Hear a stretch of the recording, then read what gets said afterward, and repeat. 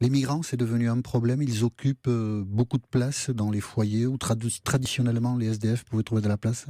Alors, les migrants ne sont pas un problème et je pense que finalement, collectivement, parce que nous, on le savait déjà, cette année, ça a permis de mettre sur le devant de la scène un sujet qui n'est pas du tout ancien, qui est celui de l'extrême précarité d'une partie des migrants en France, en particulier à Paris.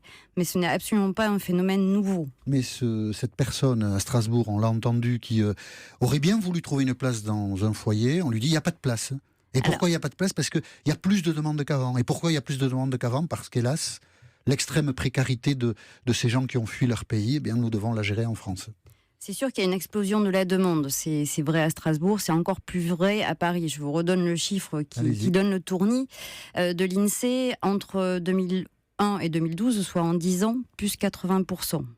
De Entre personnes. 2001 et 2012. Voilà, en 10 ans, plus 80%. Donc un quasi-doublement et probablement un vrai doublement parce que ces chiffres sous-estiment la réalité. Donc derrière cette explosion de la demande, oui, évidemment, il y a la question des migrants parce que l'Union européenne est bordée d'un certain nombre de pays qui sont en guerre ou qui sont en tout cas très, très instables. Donc il y a beaucoup plus probablement de migration, de fuite qu'avant.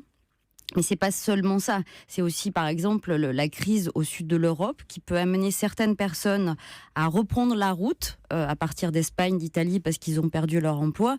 Et c'est quand même aussi, évidemment, la crise en France. Donc, résumer la question de l'explosion du sans-abrisme à la question des migrants, c'est extrêmement réducteur.